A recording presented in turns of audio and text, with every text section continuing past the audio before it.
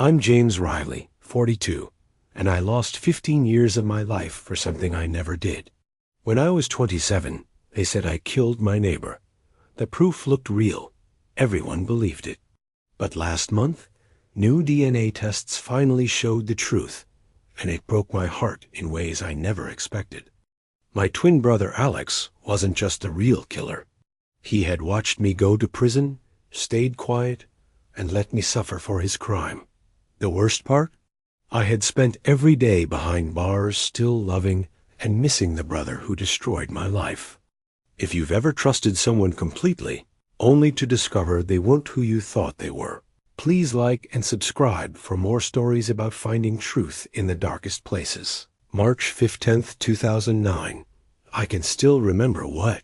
I was wearing a gray hoodie and jeans with a small stain on the knee from working in my garage earlier that day. I was sitting on my couch, watching some mindless TV show and eating leftover pizza when the doorbell rang.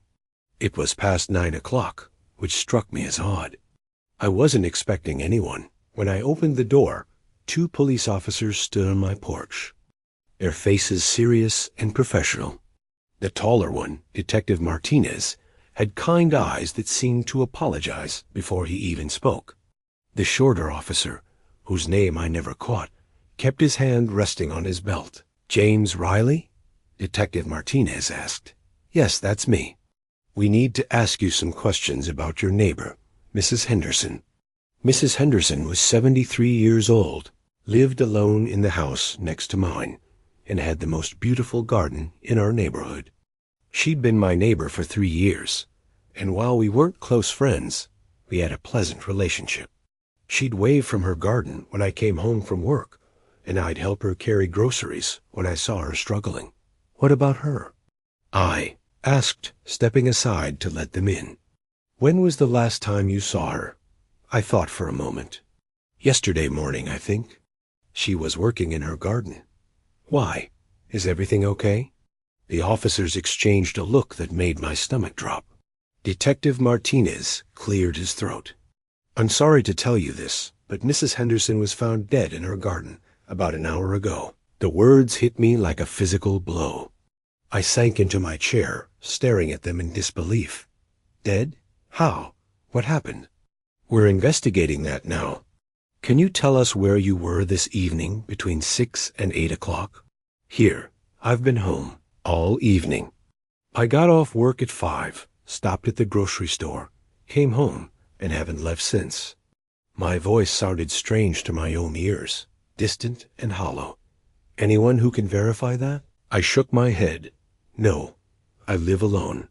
But I have receipts from the store, and I'm sure the cameras there would show what time I was there." They asked more questions about my relationship with Mrs. Henderson, whether I'd noticed anything unusual lately, if I'd heard any disturbances. I answered honestly, still reeling from the news. Mrs. Henderson had been a fixture in our quiet neighborhood. The idea that she was gone, that someone had hurt her, felt impossible. Then Detective Martinez asked the question that changed everything. "Would you mind coming down to the station with us?" Just to give a formal statement, I should have said no. I should have asked for a lawyer. But I was 27 years old, innocent, and naive enough to believe that the truth would protect me. "Of course," I said, "whatever I can do to help." As they led me to their car, I noticed several neighbors standing on their porches, watching. Crime scene tape was already going up around Mrs. Henderson's house. The flashing lights from the police cars painted everything in red and blue, making our familiar street look like a scene from a nightmare. I climbed into the back of the police car, still wearing my stained jeans and gray hoodie, with no idea that I wouldn't see my home again for 15 years. The police station smelled like burnt coffee and disinfectant. I sat in a small, windowless room with Detective Martinez, answering the same questions over and over. At first, I thought it was just procedure. They needed to be thorough.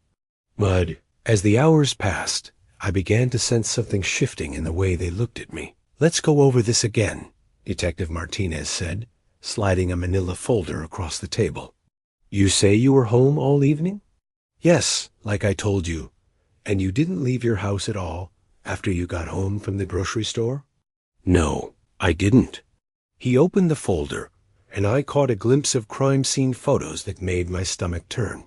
Mrs. Henderson's body lay crumpled among her prized roses, her gardening gloves still on her hands. But what stopped my heart was what Detective Martinez pulled out next to Key. Clear plastic evidence bag containing a blood-stained garden spade. Do you recognize this? He asked. I stared at the tool. It looked exactly like the one I kept in my garage. The one I'd used just that morning to plant some flowers in my backyard. It looks like mine, but your fingerprints are all over it, James. The room seemed to spin. Of course they are. It's my spade. I use it for gardening. Mrs. Henderson borrowed it last week to plant some bulbs.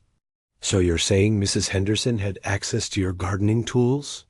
Yes, we shared tools sometimes. She didn't have a full set, and I was happy to help. I was starting to feel trapped, like every honest answer was somehow making things worse. Detective Martinez pulled out another document. We have 3 witnesses who saw you arguing with Mrs. Henderson on Tuesday afternoon. They say you were yelling at her about her dog. That's not true. My voice cracked with frustration. I never yelled at her. Her dog did bark a lot, but I never complained about it. I like dogs. So you're saying these witnesses are lying? I'm saying they're mistaken. Maybe they saw someone else, or maybe they misunderstood what they saw. But even as I said it, I could see the doubt in Detective Martinez's eyes. The evidence was piling up like snow in a blizzard, and I was being buried alive under it.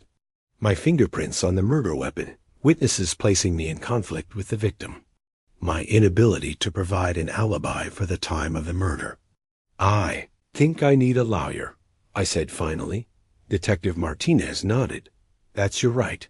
But James, this will go much easier if you just tell us what happened. Maybe it was an accident. Maybe she provoked you somehow. I didn't kill her, I said, my voice barely above a whisper. I would never hurt Mrs. Henderson. I liked her. As I sat in that cold room, waiting for a public defender I couldn't afford to replace, I kept thinking about how wrong everything felt. The evidence pointed to me, but I knew I was innocent. I kept waiting for someone to realize the mistake, to find the real killer, to make this nightmare end. I had no idea that the person who could clear my name was probably sitting at home right now, knowing exactly what had happened and choosing to stay silent. The first person I called from jail was Alex. He was my twin brother, my other half, the one person in the world who truly understood me. We'd been inseparable as kids, 2 sides of the same coin, our mother used to say. When she held up that faded childhood photograph of us at age 7, arms wrapped around each other's shoulders, even she couldn't tell us apart. James, what's wrong? Alex's voice was thick with sleep. It was nearly midnight. Alex, I'm in jail. They think I killed Mrs. Henderson. There was a long pause. What? That's impossible. You wouldn't hurt a fly. I know, but they have evidence. My fingerprints, witnesses who say they saw me arguing with her. I don't understand what's happening. Okay. Stay calm. I'm coming. Down there, right now. That was Alex, always ready to drop everything for me. We'd been protecting each other since we were kids, ever since our parents' marriage fell apart when we were 12. Dad had drinking problems. Mom had her own issues.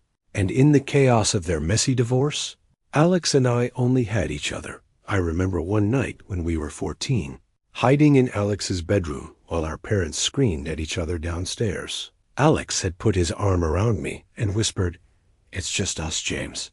We'll always have each other's backs." But somewhere in our 20s, things started to change. I got a steady job at the hardware store, found a girlfriend I really cared about, started saving money for a house. Alex struggled more. He bounced from job to job, had trouble with relationships, seemed angry at the world most of the time. Tried to help him. I'd invite him over for dinner, try to set him up with friends, even offered to let him stay with me when he was between apartments. But Alex would get this look sometimes, like he resented my attempts to help, like my stability somehow made his struggles worse. "You always land on your feet," he'd say during our arguments. "Some of us aren't so lucky." "It's not luck," I'd reply. "It's just making different choices." Those words would haunt me later. Had I been too judgmental? Too quick to dismiss his struggles? When you're twins, especially identical twins, people expect you to be the same person. But Alex and I were becoming more different every year. Still, when that phone rang at midnight and I told him I needed help, Alex didn't hesitate. Within an hour, he was at the jail, his hair messy from sleep, wearing an old t-shirt and jeans. He looked exactly like me, same face, same build, same gestures. The only difference was the worried expression in his eyes. "This is crazy," he said through the visitor's phone.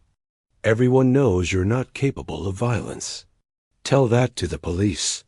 They seem pretty convinced. We'll figure this out. I'll call Mom, see if she can help with bail money. I'll talk to your neighbors, find out what really happened." Alex visited me every day while I waited for trial. He brought me books, commissary money, updates from the outside world. He held my hand through the glass partition and promised me everything would be okay.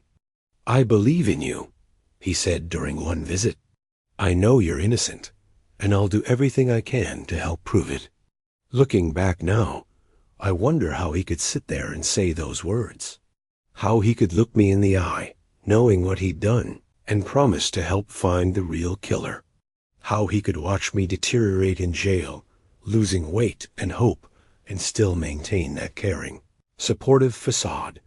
But at the time, Alex's presence was the only thing keeping me sane.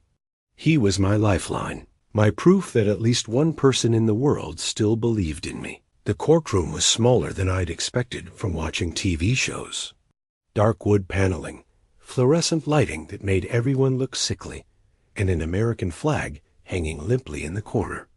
I sat at the defendant's table in a suit Alex had bought me, trying to look innocent while feeling like everyone could see guilt written across my forehead. My lawyer, David Shun, was a public defender who looked like he'd rather be anywhere else.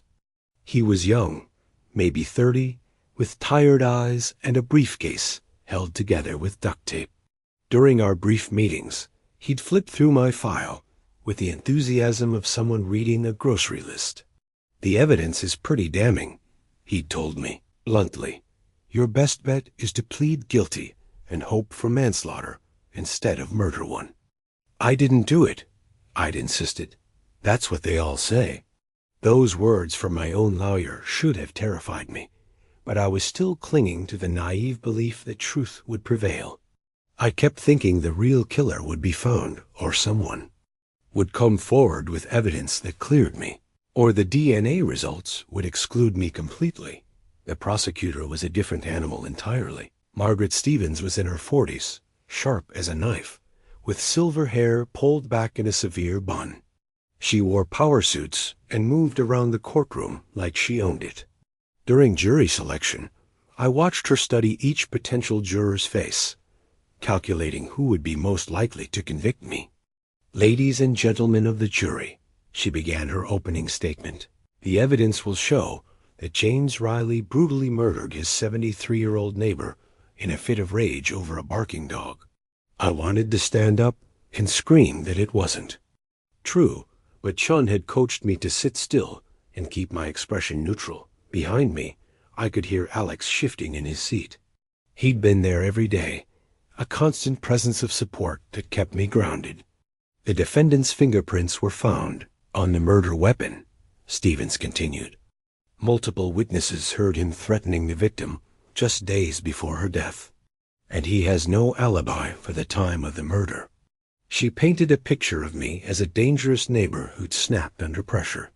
According to her version of events, I'd gotten tired of Mrs. Henderson's dog barking and decided to confront her. The confrontation escalated.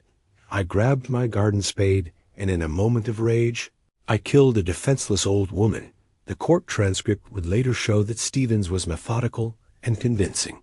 She spoke directly to the jury, making eye contact, using simple language that painted a clear picture of guilt. When she finished, I could see doubt creeping into the jurors' faces. Sean's opening statement was weak by comparison. He stood behind the podium, reading from notes, and mumbled something about reasonable doubt and the presumption of innocence. He didn't tell a story the way Stevens had. He didn't give the jury an alternative theory of the crime. The prosecution wants you to believe that my client is a cold-blooded killer, he said. But where's the motive? Where's the physical evidence beyond fingerprints that could have gotten on that tool in any number of innocent ways? I watched the jury while he spoke. They looked bored, unconvinced. One woman in the front row was actually checking her watch. Chun might as well have been reading the phone book. When he sat down, I leaned over and whispered, "That's it? We'll present our case during the defense portion," he replied. But I could hear the defeat in his voice. Alex caught my eye from the eye gallery and gave me an encouraging nod. At least someone still believed in me. At least someone knew I was innocent. The irony of that thought would later make me sick. The prosecution's star witness was Sarah Mitchell, a neighbor who lived 3 houses down from me. She was a middle-aged woman with graying hair and nervous hands that she kept clasping and unclasping as she spoke. Her witness statement would become a key piece of evidence that helped convict me. "I saw James Riley arguing with Mrs. Henderson on Tuesday afternoon," she testified, her voice shaking slightly. "He was yelling at her about her dog. I could hear him from my kitchen window." Stevens guided her through her testimony with practiced ease. "What exactly did you hear Mr. Riley say?" "He said he was sick of the noise and that she needed to do something about it or he would." Sarah glanced at me nervously. He sounded really angry. My heart sank. I had never had that conversation with Mrs. Henderson. I barely knew Sarah Mitchell, beyond the occasional wave when I got my mail. But she seemed so certain, so genuine in her conviction. "Did you see the defendant make any threatening gestures?" Stevens asked.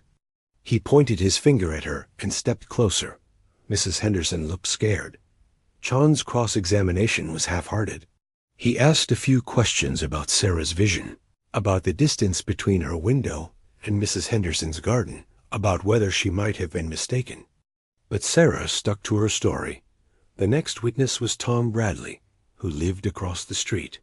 He corroborated Sarah's testimony, claiming he'd also seen me arguing with Mrs. Henderson. Then came Maria Santos, who swore she'd heard raised voices coming from Mrs. Henderson's yard the night of the murder. One by one, my neighbors took the stand and described a version of me I didn't recognize. An angry, threatening man who'd been feuding with a harmless old woman. I wanted to scream that they were wrong, that they'd somehow confused me with someone else. But the evidence kept mounting. The worst part was watching the jury's faces.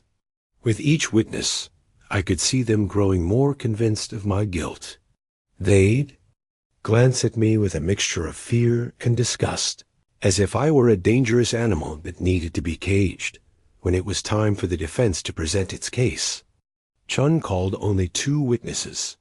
My supervisor at the hardware store, who testified that I was a reliable employee with no history of violence, and my ex-girlfriend Lisa, who said I'd always been gentle and kind during our relationship. But their testimonies felt weak compared to the prosecution's dramatic narrative. Character witnesses couldn't explain away fingerprints on a murder weapon or multiple eyewitness accounts of threats. Then came the moment. I'd been dreading my own testimony. Chun had prepared me as best he could, but I felt exposed and vulnerable. Walking to the witness stand, the jury watched me with hostile eyes, already convinced of my guilt. "I never threatened Mrs. Henderson," I said, my voice barely audible. "I never argued with her. I liked her." "Then how do you explain the witness testimony?" Stevens asked during cross-examination. "I don't know. They must be mistaken? 3 separate witnesses are all mistaken? Yes, Stephen smiled coldly. And your fingerprints on the murder weapon? She borrowed my tools sometimes. I helped her with her garden. So you're saying Mrs. Henderson killed herself with your spade? The question hung in the air like a poison cloud. I had no good answer. Every explanation I offered sounded weak and desperate. During closing arguments, Stevens painted me as a liar and a killer. The defendant wants you to believe that multiple witnesses are mistaken, that his fingerprints got on the murder weapon innocently, that this is all just a terrible coincidence. But ladies and gentlemen, sometimes the simplest explanation is the correct one. Chun's closing was forgettable. He mumbled about reasonable doubt and asked the jury to consider the possibility that I was innocent. But I could see it in their faces.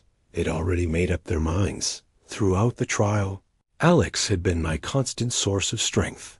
He sat in the gallery every day, nodding encouragingly when I looked back at him. During breaks, he'd mouth, "I love you, and it'll be okay." His presence was the only thing keeping me from complete despair. If only I'd known that the person who could have saved me was sitting right there, choosing silence over truth. The jury deliberated for 6 hours. 6 hours to decide whether I would spend the rest of my life in prison or walk free. I sat in the holding cell behind the courtroom, staring at the concrete walls and trying to prepare myself for either outcome. Chun visited me during the wait. "How are you holding up?" "I keep thinking they'll see the truth," I said, "that they'll realize I'm innocent." He looked at me with something that might have been pity. "James, you need to prepare yourself for the possibility that—" "Don't." I cut him off. "Don't say it." But I could see it in his eyes. He'd already given up on me. When the bailiff came to escort me back to the courtroom, my legs felt like they were made of lead. The jury had returned, and their faces were grim. None of them would look at me, which I'd heard was a bad sign. Alex was in his usual spot in the gallery, leaning forward with his hands clasped together. When I turned to look at him, he gave me a weak smile and mouthed, "I love you." I tried to smile back, but my face felt frozen. "Has the jury reached a verdict?" Judge Morrison asked. The foreman, a balding man in his 50s who'd avoided eye contact with me throughout the trial, stood up. "We have, Your Honor. What say you?" The foreman looked down at the jury verdict form in his hands. That single piece of paper held my entire future. In the case of the People versus James Riley, we find the defendant guilty of murder in the first degree. The words hit me like a physical blow. My knees buckled, and I had to grip the table to keep from falling. The courtroom erupted in murmurs. Someone in the gallery gasped. But all I could hear was the sound of my own heartbeat pounding. In my ears, "Guilty." They thought I was a killer. "No," I whispered. "No, this isn't right." Chun put his hand on my shoulder, but I shrugged it off. Behind me, I could hear Alex crying. At least someone knew this was wrong. At least someone still believed in me. Judge Morrison called for order and set the sentencing date for the following week. As the bailiff moved to put handcuffs on me, I turned to look at Alex one last time. Tears were streaming down his face, and his mouth was open in shock. "I'm sorry," he mouthed. I thought he was apologizing for not being able to save me. I thought he was sorry that the system had failed us both. I had no idea he was apologizing for destroying my life. The sentencing hearing was a formality.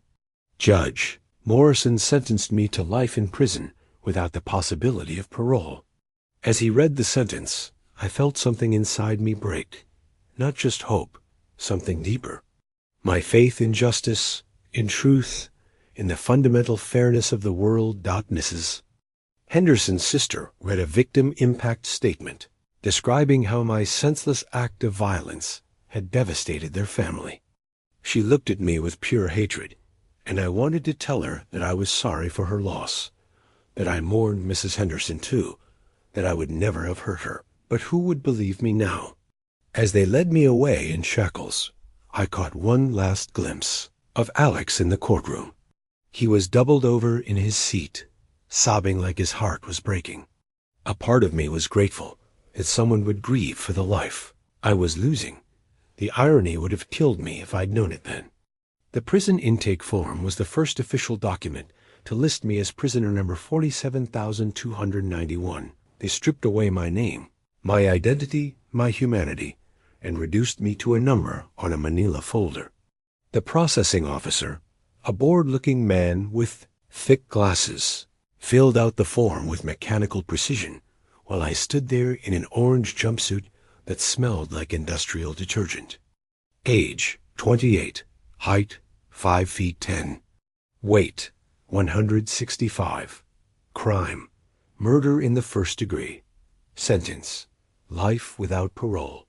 Each word felt like a nail in my coffin. This wasn't temporary anymore. This wasn't a mistake that would be corrected. This was my new reality. Millbrook Correctional Facility was a maximum security prison built in the 1960s. The walls were thick concrete painted in institutional green. It seemed designed to crush any remaining hope.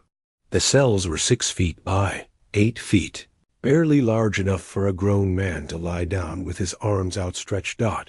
My first cellmate was a man named Frank Rodriguez, a lifer in his 50s who'd been inside for 23 years. He had gray hair, kind eyes, and the sort of calm that only comes from complete acceptance of your circumstances. First time? He asked when the guards locked me in. I nodded, not trusting my voice. Sit down, kid. Let me tell you how this works. Frank became my guide to prison life. He taught me the unwritten rules that could mean the difference between survival and becoming a victim. Don't make eye contact with the wrong people. Don't accept gifts. Everything has a price. Find a group for protection, but choose carefully. Keep your head down and your mouth shut. The first year is the hardest, he told me. You're still fighting it, still believing this is temporary. Once you accept that this is your life now, it gets easier. I didn't do it, I said. Frank nodded. Neither did half the guys in here. Doesn't matter anymore. What matters is how you survive. The daily routine was mind-numbing. Wake up at 5 a.m. for count. Breakfast in the cafeteria, where you had to watch your back and eat quickly. Work detail. I was assigned to the laundry, where I spent 8 hours a day folding prison uniforms and sheets.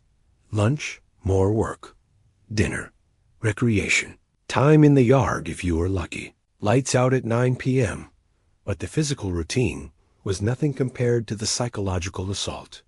Every day, I woke up hoping it had all been a nightmare.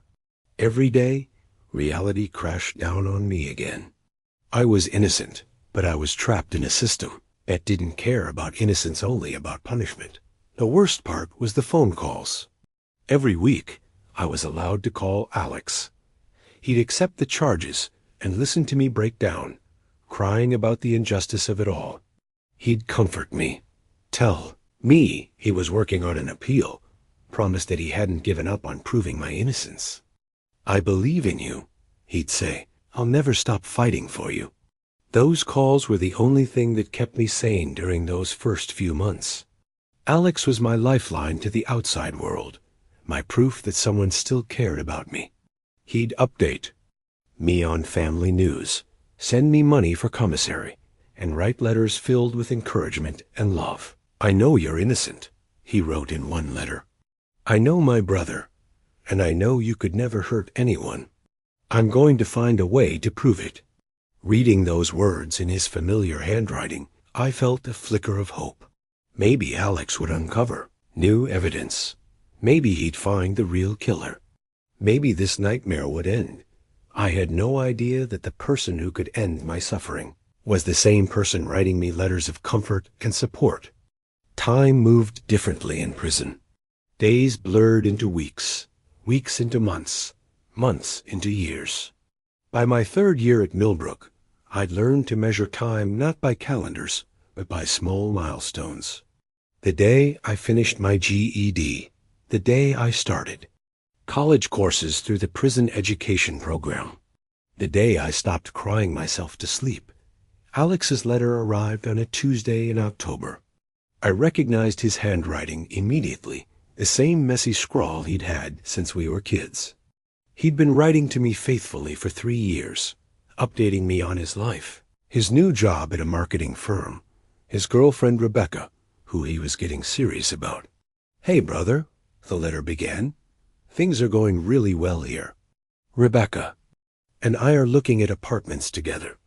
Can you believe your little brother is finally settling down? I got a promotion at work, so money's not as tight as it used to be. I'm even thinking about getting a dog. Remember how we always wanted a dog when we were kids?" I smiled despite myself. Alex always managed to find a way to make me laugh, even in letters.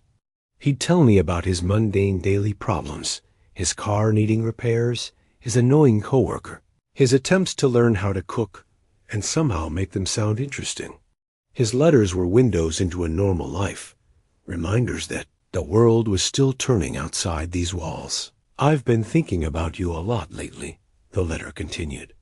"About what happened, about how wrong everything went. I know you're innocent, James. I know my brother, and I know you could never hurt anyone. I'm still looking for ways to help, still hoping that someday we'll find the evidence that proves your innocence." Frank watched me read the letter from his bunk. "Your brother again?"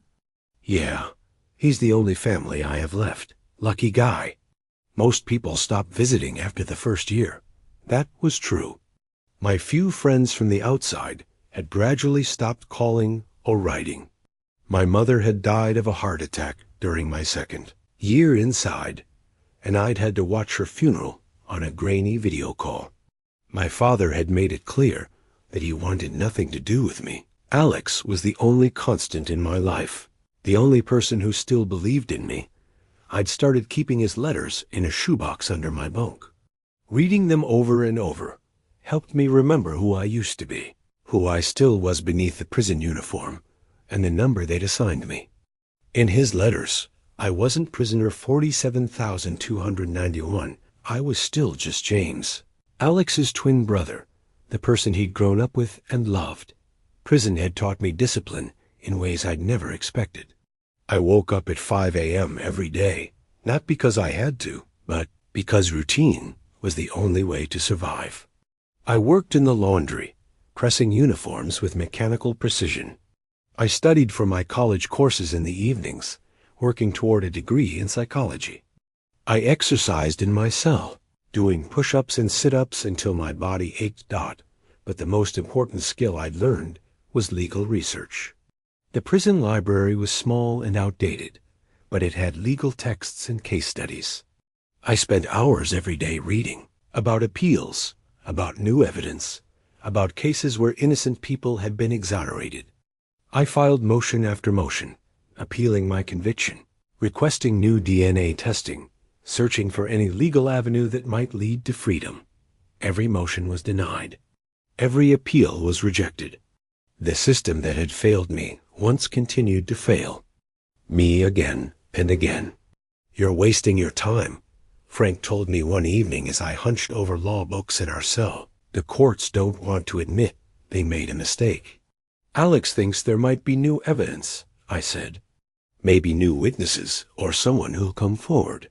Frank was quiet for a long moment. "James, you've been in here 3 years. If there was evidence to find, don't you think someone would have found it by now?" I didn't want to hear that. I couldn't accept that this was permanent, that I would die in this cage for a crime I didn't commit. Alex's letters were the only thing keeping that hope alive. 10 years into my sentence, I discovered the Innocence Project through a magazine article someone had left in the prison library. The article told the story of a man who'd spent 18 years in prison for a rape he didn't commit before DNA. Evidence finally cleared him. As I read about his case, I felt something I hadn't experienced in years: genuine hope. The Innocence Project specialized in cases where DNA evidence could potentially exonerate wrongfully convicted people. They had limited resources and could only take on cases with the strongest chance of success. But reading about their work made me realize I wasn't alone. There were other innocent people trapped in the system, and there were lawyers fighting. For them, I spent weeks crafting my application, writing and rewriting every word. The form was daunting pages of questions about my case, my evidence, my appeals history. But I poured my heart into it, describing every detail of that terrible night, every piece of evidence that had been used against me, every failed appeal. I'd filed. I am an innocent man, I wrote in the final section. I have spent 10 years in prison for a crime I did not commit. I have exhausted all normal legal channels. DNA evidence from the crime scene has never been tested, and I believe it would exclude me as the perpetrator. I am asking for your help, not just for myself, but for the memory of Mrs. Henderson, who deserves to have her real killer brought to justice. When I finished the application, my hands were shaking. This felt like my last chance, my final shot at freedom. If the Innocence Project rejected my case, I would truly be lost. I mailed the application on a Friday. The waiting began immediately. Every day, I checked for mail with the desperate hope that today would be the day I heard back. Weeks passed, then months.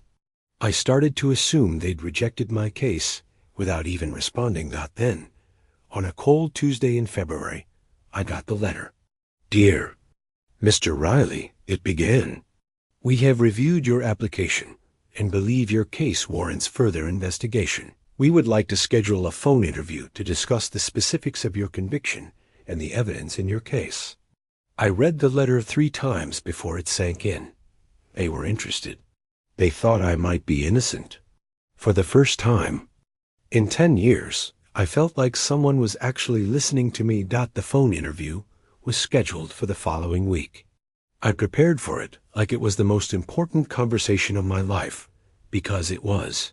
I organized all my case files, my trial transcripts, my appeals history. I practiced explaining my case clearly and concisely. The lawyer who called me was named Sarah Chun, and she had a kind but professional voice. She asked detailed questions about my case, about the evidence, about the witnesses who testified against me. She took notes as I spoke, and I could hear the clicking of her keyboard. The DNA evidence from the crime scene was never tested? She asked. No, my public defender didn't request it, and the prosecution didn't think it was necessary, since they had my fingerprints on the murder weapon. But you had a legitimate reason for your prints to be on that tool? Yes, I'd loaned it to Mrs. Henderson the week before she was killed. She was planting bulbs in her garden. Sarah was quiet for a moment. Mr. Riley, I want you to know that we don't take cases lightly. We have limited resources, and we can only help people we believe are truly innocent. But based on what you've told me, I think your case has merit. Those words, I think your case has merit, were the most beautiful words I'd heard in 10 years. What happens now? I asked. We'll need to request all the evidence from your case, including the DNA samples that were collected but never tested. It's a long process, and there are no guarantees. But if you're innocent, and if the DNA evidence supports that, we'll fight for you. After the call ended, I sat in my cell and cried. Not tears of despair, but tears of relief. Finally, someone believed me. Finally, someone was going to help. Sarah Chun called me 6 months later with news that made my heart race. She'd been reading a scientific journal article about advances in DNA, technology that could test degraded evidence that had previously been considered unusable. The article described new techniques that could extract DNA profiles from samples that were 15 years old or older. The evidence from your case has been sitting in a police storage facility all this time, she explained.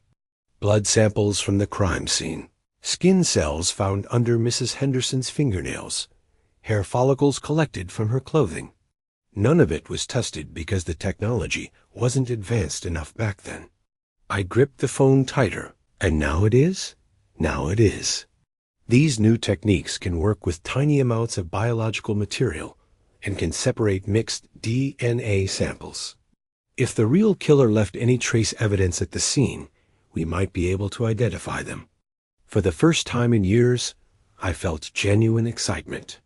Science was advancing, and that advancement might be the key to my freedom. I thought about all the innocent people who'd been exonerated by DNA evidence in recent years, people who'd spent decades in prison before technology finally caught up with their cases. What do we need to do? I asked. First, we need to petition the court to allow the testing. The district attorney's office will probably oppose it. They don't like admitting. They might have convicted the wrong person, but we have good legal precedent. Courts are becoming more willing to allow DNA testing in cases like yours. The legal battle took 8 months. The DA's office argued that I'd already had my day in court, that the evidence against me was overwhelming, that DNA testing was just a desperate attempt to overturn a legitimate conviction. They claimed it would be a waste of taxpayer money and court resources. Sarah fought back with legal briefs that cited dozens of cases where DNA evidence had exonerated innocent people. She argued that the pursuit of justice didn't end with a conviction, that the system had an obligation to correct its mistakes when new evidence became available. The defendant has maintained his innocence for 12 years, she wrote in one filing. He has never wavered in his claim that he did not commit this crime. The DNA evidence that was collected at the scene has never been tested.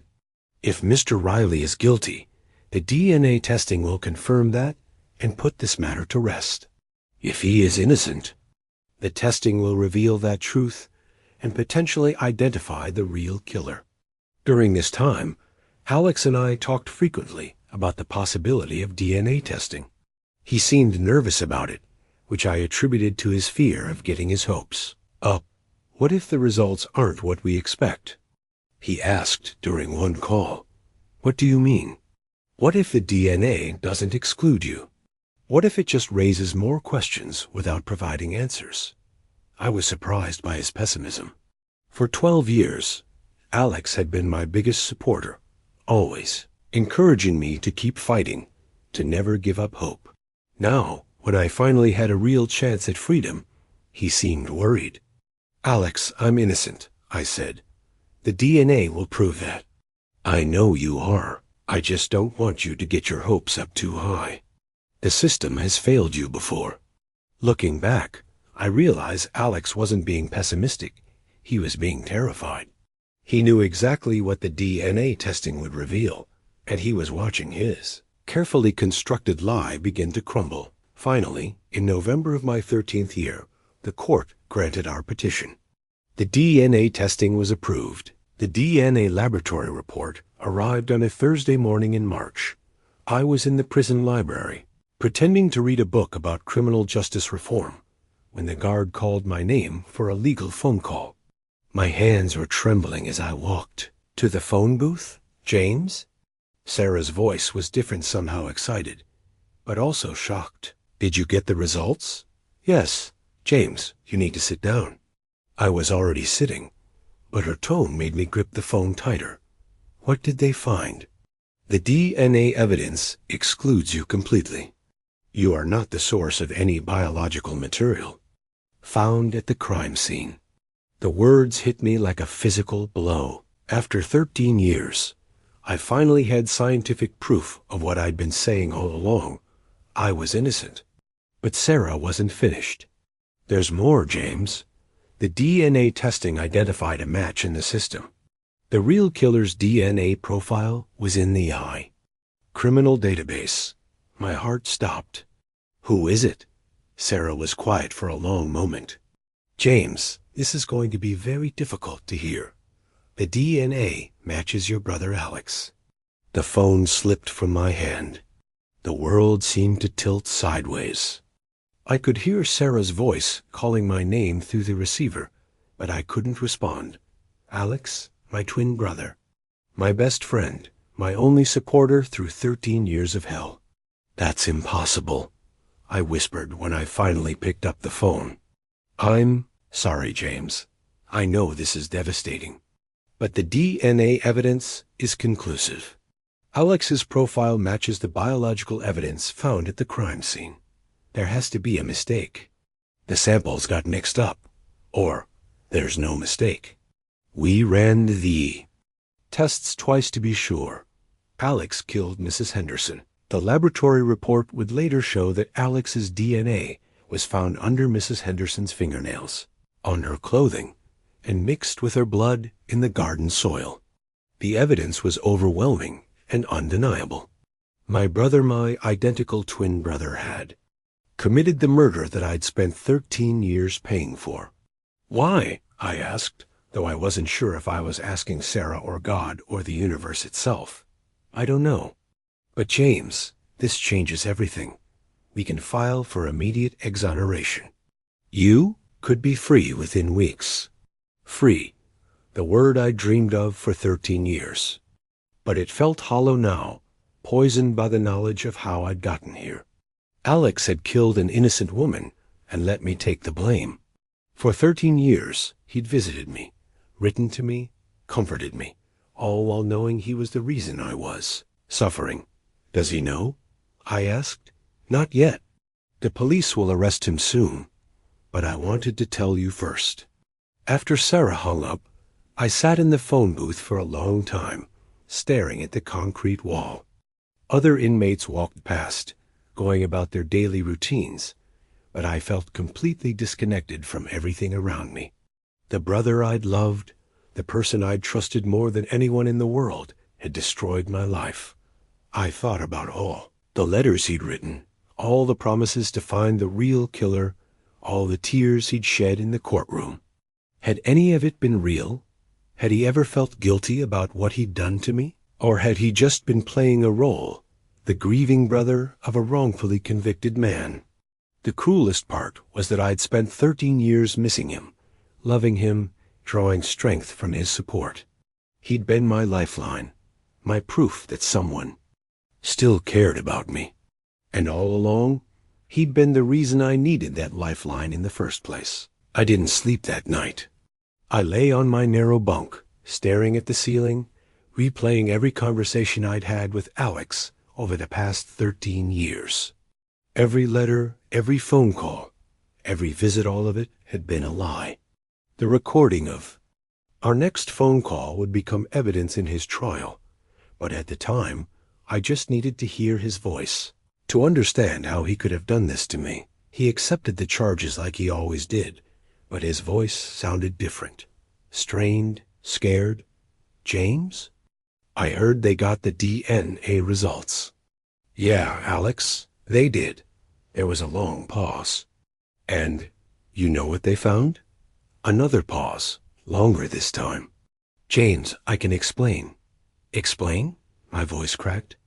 Explain how you let me rot in prison for 13 years for something you did. It wasn't supposed to happen like this. I never meant for you to get arrested, but you did nothing to stop it. You watched them convict me. You sat in that courtroom and watched them sentence me to life in prison, and you said nothing. I could hear Alex crying on the other end of the line. I was scared, James.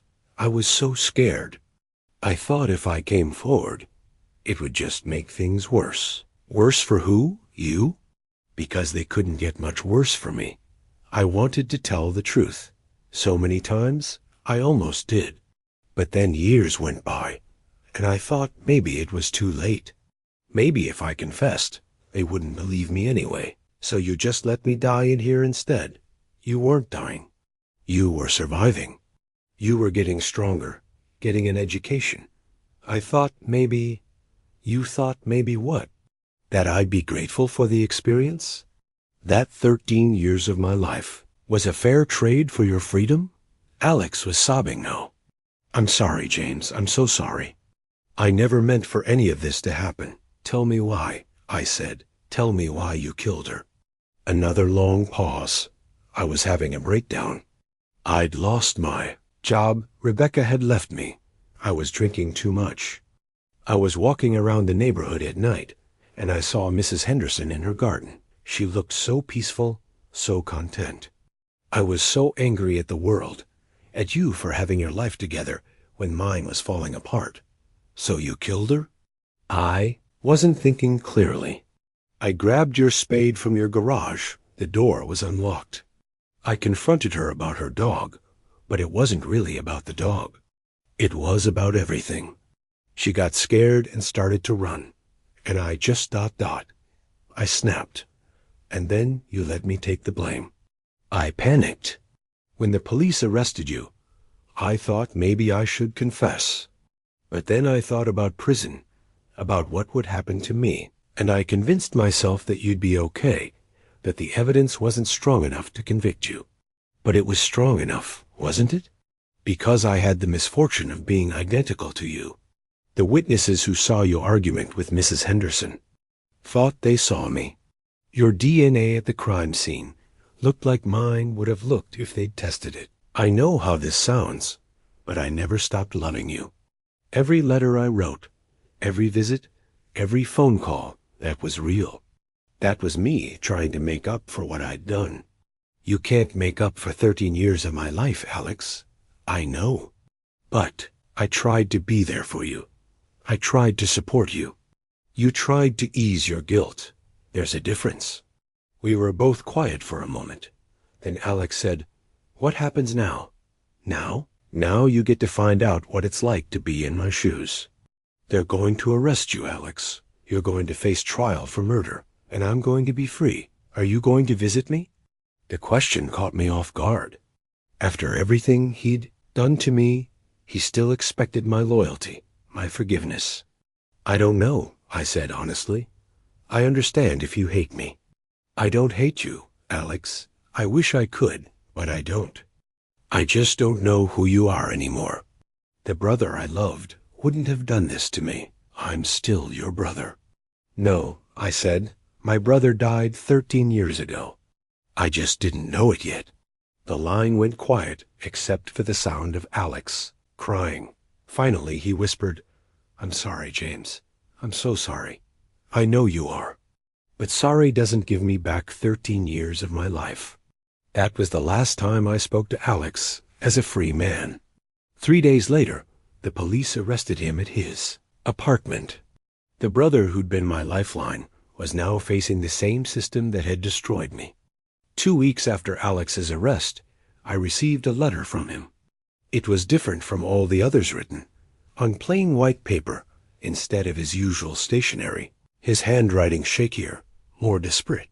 This confession letter would later be used as evidence in his trial, but he'd sent it to me first, one final attempt to explain the inexplicable. "Dear James," it began, "I know you probably don't want to hear from me, but I need to tell you the truth about that night. Not the version I told the police, but the real truth. I owe you that much." I almost threw the letter away. I'd heard enough truth for one lifetime. But something made me keep reading.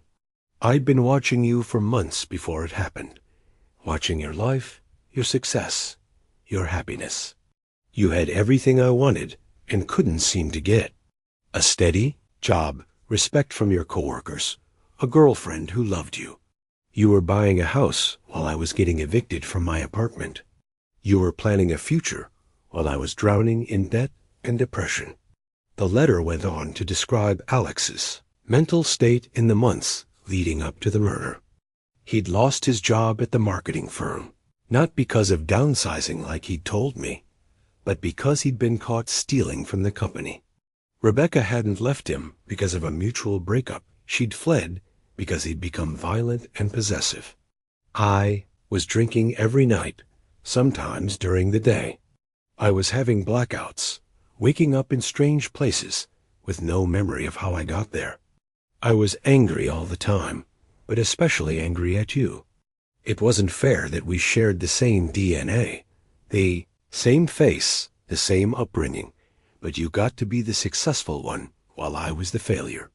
He described the night of the murder in excruciating detail, how he'd been walking around the neighborhood at 2 a.m., drunk and furious, when he decided to break into my garage, how he'd taken my garden spade, not with any plan to hurt anyone, but because he wanted to destroy something that belonged to me. I saw Mrs. Henderson's light on in her kitchen. She was making tea, probably couldn't sleep. I watched her through the window, and I felt this surge of rage. Here was this old woman, peaceful and content while I was falling apart. I thought about how she'd borrowed your tools, how she'd always been so friendly to you, how even she seemed to prefer you to me. Alex had confronted Mrs. Henderson in her garden, demanding to know why she'd never asked to borrow tools from him, why she'd always gone to me instead. The old woman had been confused and frightened, trying to calm him down, while backing toward her house. She said she was going to call the police, and something inside me just snapped. I hit her with the spade, once, then again. She fell down among her roses, and there was so much blood. I kept hitting her, not because I wanted to kill her, but because I couldn't stop. All my anger, all my jealousy, all my self-hatred was coming out through that spade. The letter described how Alex had stood over Mrs. Henderson's body, suddenly sober, suddenly aware of what he'd done. He'd panicked, dropping the spade and running home. He'd showered, changed clothes, and tried to convince himself it had been a nightmare. When the police came to question you the next day, I thought about confessing. I was going to call them and turn myself in. But then I started thinking about what prison would be like, about how my life would be over, and I realized that if I stayed quiet, maybe they'd never figure out who really did it. The cruelest part of the letter was Alex's description of watching me get arrested, how he'd stood at his window, watching the police put me in handcuffs, and felt a mixture of relief and guilt. Relief that he was safe, guilt that his brother was taking the blame. I told myself that you'd be okay, that you were strong enough to handle it, that maybe the evidence wasn't strong enough to convict you.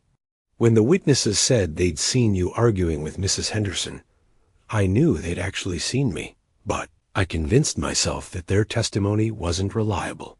He wrote about sitting in the courtroom during my trial, watching the prosecution build their case against me, how he'd wanted to stand up and scream the truth, but how his cowardice had kept him silent, how he'd cried real tears, not just for me, but for Mrs. Henderson, for the life he'd destroyed, for the monster he'd become. Every letter I wrote to you, every visit, every phone call, I was trying to make up for what I'd done. I was trying to be the brother you deserved, even though I was the reason you needed that brother. I know how twisted that sounds, but I convinced myself that my support was helping you, that I was making your suffering more bearable. The letter ended with an apology that felt both heartfelt and hollow. I know sorry isn't enough. I know I've stolen 13 years of your life, 13 years you'll never get back. I know I've destroyed your faith in family, in justice, in basic human decency. I know I'm not the brother you thought you had. But I need you to know that I never stopped loving you, even when I was destroying you. I need you to know that my guilt has been eating me alive for 13 years. I need you to know that I never wanted this to happen. After reading the letter, I sat in my cell for hours, trying to process it all. Alex hadn't just killed Mrs. Henderson. He'd killed the brother I'd loved, the relationship we'd shared, the trust I'd had in the world. He'd committed multiple murders that night, and I'd been paying for all of them. The exoneration certificate arrived on a Tuesday morning in April. It was a simple document, just a single page with official letterhead, but it represented the end of the longest nightmare of my life. The words "James Riley is hereby declared innocent of all charges" were the most beautiful words I'd ever read. Sarah Chun called me that same day. "James, it's over. The district attorney has officially dropped all charges against you. You're going to be released tomorrow. Tomorrow." After 13 years, 4 months, and 16 days, I was going to be free. The media coverage was intense. Local news stations picked up the story first, then national outlets. Twin brother revealed as real killer in DNA exoneration case, the headlines read. Reporters camped outside the prison, wanting to interview me about my ordeal, about my feelings toward Alex, about my plans for the future. I declined most interviews. I wasn't ready to relive my story for public consumption. I just wanted to walk out of prison quietly and try to figure out how to live in the world again. The morning of my release, I packed my few belongings into a cardboard box. 13 years of prison life fit into a space the size of a shoebox. Some books, legal documents, a few photographs, and Alex's letters. Frank, my old cellmate, had been transferred to a different facility years earlier, but several other inmates came by to say goodbye. "You did it, man," said Carlos, a lifer who'd become a friend. "You never gave up." "I had help," I replied, thinking of Sarah and the Innocence Project. "Most of us don't get that kind of help. You earn this." Walking through the prison gates was surreal. I'd imagined this moment thousands of times, but the reality was different from my fantasies. The sun felt too bright, the air too thin, the sounds too loud. After 13 years in a controlled environment, freedom felt overwhelming. Sarah was waiting for me outside the gates, along with a small crowd of supporters from the Innocence Project. They cheered as I emerged, and someone handed me a bouquet of flowers. I wanted to feel joy, to feel celebration, but all I felt was emptiness. "How does it feel?" a reporter shouted. "Different," I said. "Everything feels different." The world I'd left behind in 2009 had transformed while I was locked away. Smartphones were everywhere. Social media had taken over. Technology had advanced in ways I couldn't have imagined. People communicated differently, worked differently, lived differently. I felt like Rip Van Winkle, awakening to find that decades had passed in what felt like a moment. Sarah drove me to a halfway house that worked with exonerated prisoners. It was a small apartment with basic furniture and a refrigerator full of food donated by volunteers. After 13 years of institutional meals, having access to a kitchen felt like a luxury. "The state will provide some compensation," Sarah explained. "It's not much, considering what you've been through, but it should help you get back on your feet." I nodded, though money felt abstract to me. I'd lived without it for so long that the concept of earning, spending, and saving seemed foreign. That first night of freedom, I lay in a real bed with actual sheets and pillows, but I couldn't sleep. The room was too quiet, too dark, too empty. I was used to the constant noise of prison, the snoring of cellmates, the sounds of guards making their rounds. Silence felt dangerous, like something bad was about to happen. I kept thinking about Alex, now sitting in a jail cell awaiting trial. The roles had reversed completely. He was the one facing life in prison now, and I was the one on the outside. But his freedom had come at the cost of my imprisonment, while my freedom had come at the cost of the truth. The irony wasn't lost on me. I'd spent 13 years in prison, innocent of the crime I'd been convicted of. But I felt guilty anyway, guilty for surviving, guilty for not being able to forgive Alex, guilty for feeling angry when I should have felt grateful. Freedom, I was learning, was more complicated than I'd imagined. The smartphone felt like alien technology in my hands. Sarah had given it to me during my second week of freedom, explaining that I'd need it to navigate the modern world. In 2009, I'd had a simple flip phone that made calls and sent text messages. Now I was holding a device that could access the entire internet, take high-quality photos, and connect me to people around the world. "Everyone has one," Sarah explained patiently. "You use it for everything: calling rides, ordering food, banking, even applying for jobs." I stared at the glowing screen, overwhelmed by the icons and notifications. The world had moved forward while I'd been frozen in time. Self-driving cars were being tested, artificial intelligence was everywhere, and people had entire social lives that existed only online. My first attempt to find work was humiliating. I sat across from a hiring manager at a hardware store, trying to explain the 13-year gap in my employment history. The manager was sympathetic but practical. "I understand your situation," he said, "but we need someone who can use our computer systems, who understands modern inventory management, who can process electronic payments. You'd need extensive training just to catch up." I left the interview feeling defeated. I'd been good at my job before prison. I'd understood hardware. I'd been reliable. I'd had skills. But those skills were obsolete now. Everything had been digitized, streamlined, automated. The financial compensation process was slow and frustrating. The state had agreed to pay me $50,000 for each year of wrongful imprisonment. But the paperwork was endless. Lawyers, accountants, and bureaucrats all wanted their piece of the settlement. Money that should have been mine by right felt like charity. My family situation was complicated. My father had died while I was in prison, and I'd missed his funeral. My mother had tried to maintain contact for the first few years, but grief and shame had eventually driven her away. I had cousins and aunts scattered around the country, but 13 years of absence had made me a stranger to them. The few friends I'd had before prison had moved on with their lives. They'd married, had children, built careers, bought houses. When I tried to reconnect, the conversations were awkward and stilted. We no longer had anything in common except shared memories from a lifetime ago. I spent most of my time alone, walking around the city, trying to reacquaint myself with the world. Coffee shops that had been family-owned were now corporate chains. Neighborhoods I'd known had been gentrified beyond recognition. The movie theater, where I'd had my first date, had been torn down and replaced with condominiums. The hardest part was dealing with the media attention.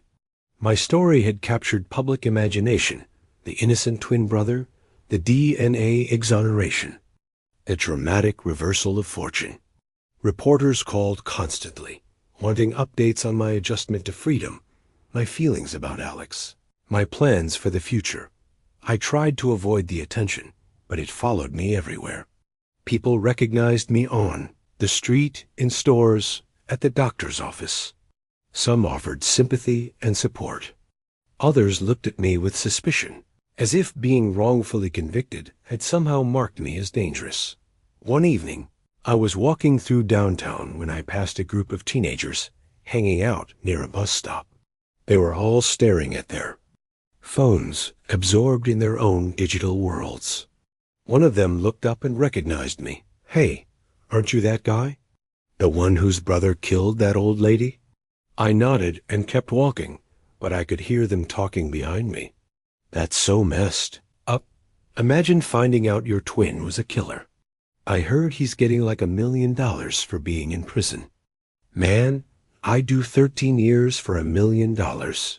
Their casual discussion of my trauma felt like salt in an open wound. To them, I was just a news story, a curiosity, a cautionary tale. They couldn't understand that money couldn't buy back 13 years of my life, couldn't restore my faith in justice, couldn't heal the betrayal I felt every time I thought about Alex. At night, I'd lie in bed and think about him.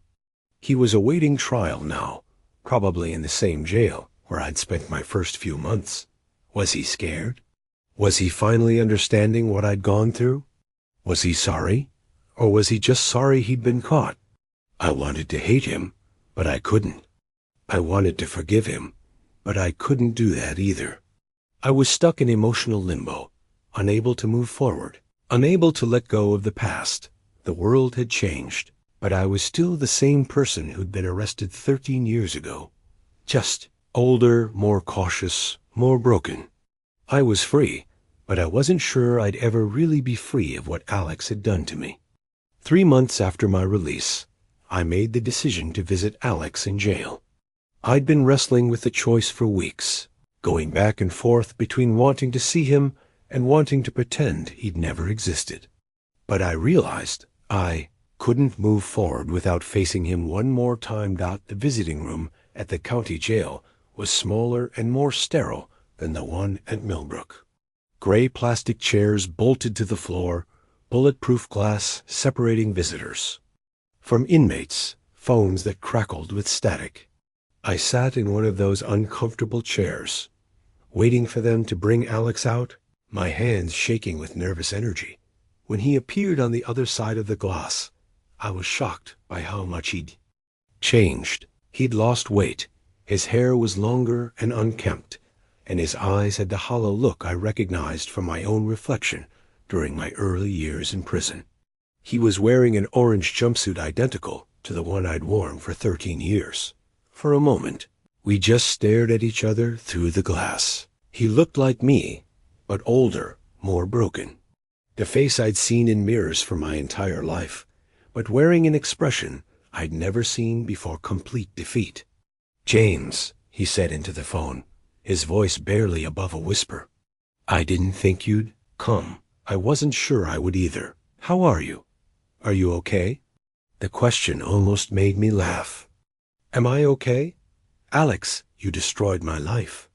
I spent 13 years in prison for something you did. So no, I'm not okay. He nodded, tears already forming in his eyes. I know. I'm sorry. I'm so sorry.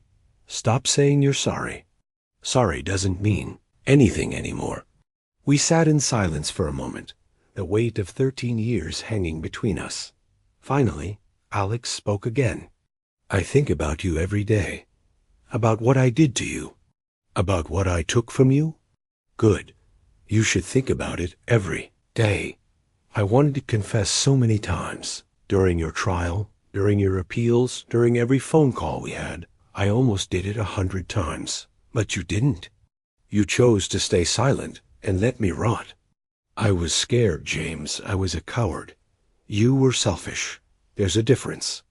Alex looked down at his hands, the same hands that had killed Mrs. Henderson, the same hands that had written me letters of false comfort for 13 years. I know you probably hate me. I don't hate you. I wish I could, but I don't. Then what do you feel? I thought about it for a moment. I feel empty. I feel like the brother I loved died 13 years ago, and I've been mourning a ghost. I feel like I don't know who you are, who you ever were. I'm still your brother. No, you're not. My brother wouldn't have done this to me. My brother would have protected me, not destroyed me.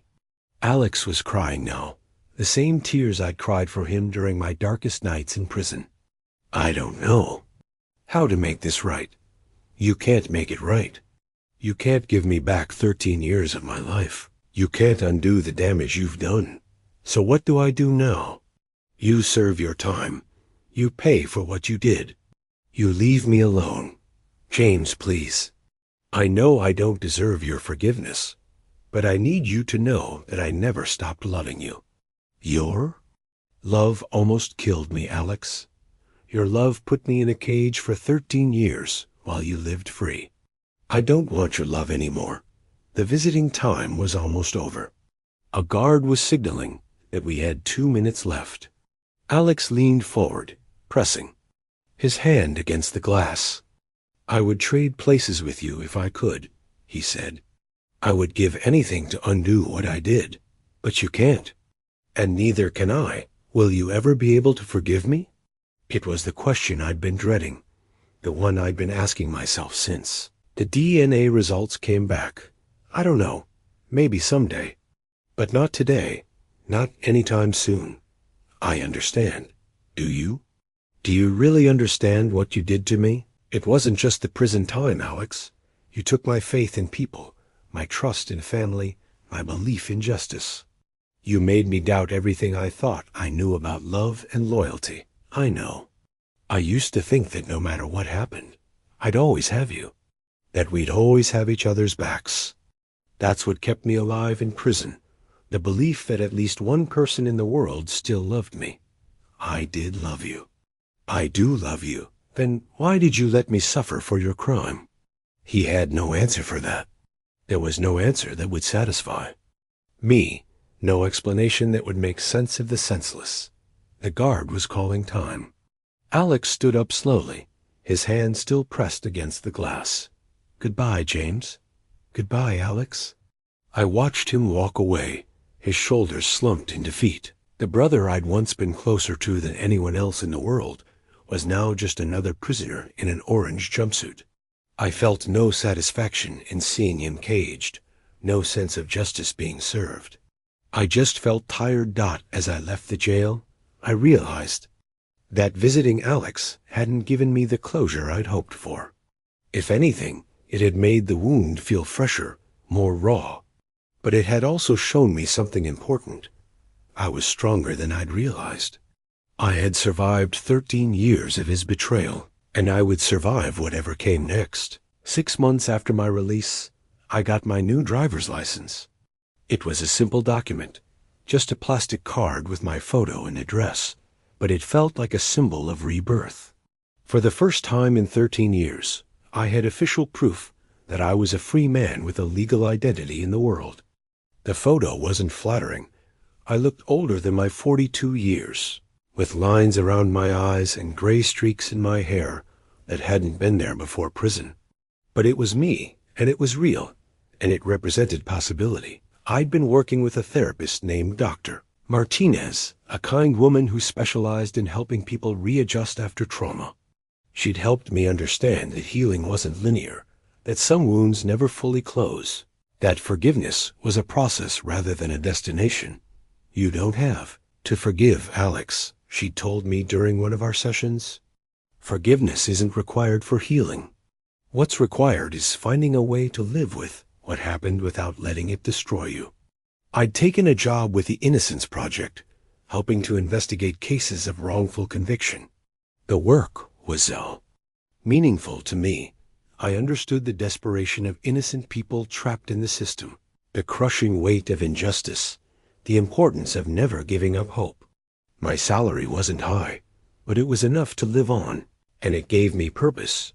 The civil lawsuit against the state had been settled for $650,000. $50,000 for each year of wrongful imprisonment. It wasn't enough to compensate for 13 years of lost life, but it was enough to buy a small house, to start over, to build something new. I'd chosen a modest place in a quiet neighborhood, far from the scene of Mrs. Henderson's murder. It had a small garden where I could grow vegetables and flowers. Working with my hands in the soil was therapeutic, a way to create life instead of dwelling on death. My relationships with family members were slowly improving. My cousin Sarah had reached out after my exoneration, and we'd started talking regularly. She had 2 teenage children who were curious about their famous uncle, and their innocent questions helped me process my own experience. Dating was still difficult. The women I met were either intimidated by my story or too fascinated by it. I'd had a few relationships that started well, but ended when the reality of my trauma became too much for them to handle. Dr. Martinez assured me that eventually I'd find someone who could accept all parts of my history, but I wasn't in a hurry. The hardest part of moving forward was dealing with the media attention that still followed me. Alex's trial had been covered extensively, and my story had become a cautionary tale about wrongful conviction. I'd written a book about my experience, partly for therapeutic reasons, and partly to help other innocent people understand that they weren't alone. Alex had been convicted of first-degree murder and sentenced to life without parole, the same sentence I'd served for 13 years. Part of me felt vindicated that justice had finally been served, but another part of me felt sad that our story had ended this way. He was still my brother, even if I could never trust him again. I'd kept his letters from prison, all of them, stored in a box in my closet. I didn't read them anymore, but I couldn't bring myself to throw them away.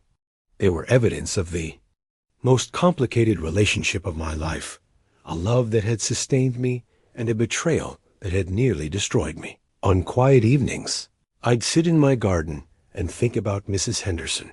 I'd never properly grieved for her during my imprisonment. I'd been too focused on my own survival. But now I allowed myself to mourn the gentle woman who died for no Reason other than being in the wrong place at the wrong time. I'd planted roses in her honor, the same variety she'd been tending when Alex killed her. The truth was that I'd never fully recover from what Alex had done to me. The 13 years I'd lost would never come back. The trust I'd lost would never be fully restored. The innocence I'd carried before my arrest was gone forever. But I was alive. I was free. I was building something new from the wreckage of my old life. I was helping other innocent people find their way back to the world. I was creating meaning from meaninglessness, hope from despair. Some nights, I still dreamed about prison. I'd wake up in a panic, thinking I was back in my cell, that my freedom had been just another cruel dream. But then I'd see the sunlight streaming through my bedroom window, feel the soft sheets on my skin, hear the birds singing in my garden, and I'd remember I was home. The driver's license in my wallet was more than just identification. It was proof that I'd survived the worst betrayal imaginable and found a way to keep living. It was proof that even when the system fails, even when family destroys you, even when hope seems impossible, you can still find a way forward. I was James Riley, age 42, and I was free.